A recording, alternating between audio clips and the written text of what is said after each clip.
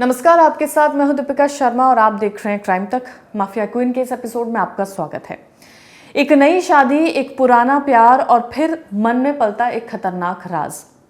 इस लाइन से आधी चीजें समझ आती हैं कि एक महिला है जिसका पुराना प्यार है, एक महिला है जिसकी शादी हो रही है, एक महिला है जो अब कुछ और ही प्लान कर रही है। इस पूरी कहानी में बताएंगे कि किस तरीके से एक न्यूली मैरिड कपल के साथ क्या होता है। पति को घुमाने के बहाने से घर से निकली पत्नी, लेकिन मंजिल कुछ और थी। सुनसान सड़क पर पहले से कुछ लोग इंतजार कर रहे थे जिनकी कहानी किसी को नहीं पता थी। उस रात प्यार, धोखा और साजिश ने मिलकर एक खौफनाक वारदात को अंजाम दिया।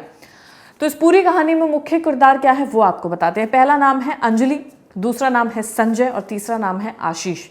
सबकी उम्र लगभग 23, 25, 27 साल। एक खबर सामने आई थी जहां पर एक कपल पाया गया था जिसकी एक्सीडेंट हुआ था और लूटपाट का भी पूरा मामला नजर आ रहा था। पति की ऑन द स्पॉट मौत हो जाती है, पत्नी बच जाती है। फिर ये पूरी चीज़ सामने आती है कि पति की मौत एक्सीडेंट की वजह से हो जाती है, पत्नी उसमें बच जाती है। लेकिन जब पूरा मामले का खुलासा होता है, क्योंकि पुलिस की नज़रों के सामने या किसी भी आम व्यक्ति की नज़रों के सामने ये मामला एक एक्सीडेंट का था, लूटपाट का था, लेकिन जब बाद में खुलासा होता है तो हैरानी होती है। अंजलि और संजय ये दोनों किरदार हैं जिनका रिलेशनशिप 6-7 साल का था। दोनों एक ही कॉलेज में पढ़ते थे। परिवार को रिश्ते की जानकारी थी। 30 अक्टूबर 2025 को अंजलि के परिवार वालों ने उसकी शादी किसी दूसरे शख्स से करा दी। उसका नाम है आशीष। शादी से अंजलि खुश नहीं थी, संजय भी खुश नहीं था। संजय जो अंजलि का बॉयफ्रेंड था। शादी के बाद अंजलि और संजय का मिलना जुलना बंद हो गया, बातचीत भी बंद हो गई, लेकिन दोनों परेशान थे क्योंकि अंजलि की शादी अब किसी और से हो गई थी। सादुल शहर से रावला की दूरी लगभग 225 किलोमीटर थी, जिससे संपर्क और ज्यादा मुश्किल हो गया था। ये वो दो जगह हैं जहां पर अंजलि रहती थी और दूसरी जगह वो है जहां पर संजय रहता था। अब अंजलि को बहाना चाहिए था अपने बॉयफ्रेंड से मिलने का, उसे तमाम बातें बताने का। अंजलि ने श्री गंगानगर में एमए करने का बहाना बनाया। उसने अपने पति आशीष से पूछा कि वो जाना चाहती है। आशीष ने साफ मना कर दिया। इसी बात से अंजलि के मन में गुस्सा और ज़्यादा पनपने लगा, नाराज़गी बढ़ती चली गई। अंजलि ने फ़ोन किया संजय को बताया कि उसका पति उसे आने नहीं देना चाह रहा है और वो काफ़ी ज़्यादा परेशान है। उसको परमिशन नहीं दी गई है जाने की जहाँ वो जाना चाहती है, जहाँ पर उसे उसका बॉयफ्रेंड मिलता। अब 16 दिन पहले की ये बात है जब अंजलि मायके जाती है। अब मायके जाने से तो पति मना नहीं कर सकता है, तो मायके जाती है। वहीं पर उसकी मुलाकात संजय से होती है। दोनों ने मिलकर अब एक प्लानिंग करी। प्लानिंग थी आशीष को रास्ते से हटाने की। अब हत्या की साजिश मायके में रची गई थी, योजना बनाई गई। उस समय आशीष ने हाल ही में एक प्राइवेट स्कूल में टीचर की नौकरी ज्वाइन की थी।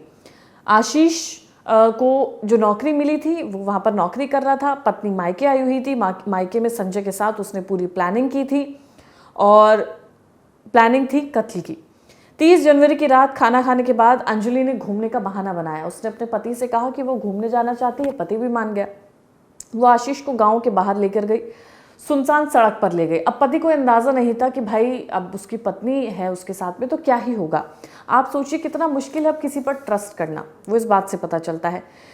अब पहले से संजय, रोहित और बादल झाड़ियों में छुपे हुए थे जिनको मर्डर करने के लिए वहां पर अपॉइंट किया गया था। ये जगह आशीष के घर से लगभग 200 मीटर की दूरी पर थी। अब अंजलि के इशारे पर तीनों आरोपियों ने आशीष पर डंडों से ताबड़तोड़ हमला कर दिया और हमला किया तो ऐसा किया कि आशीष की मौके पर ही मौत हो जाती है। लेकिन मौत से भी पहले जब डंडों से हमला किया गया था तब तक भी आशीष की सांस चल रही थी। फिर उसका गला घोटा गया और उसे जान से मारा गया। उसे गंभीर चोटें आई, सिर पर गंभीर चोटें आई, जिसके बाद से उसकी मौत हो जाती है।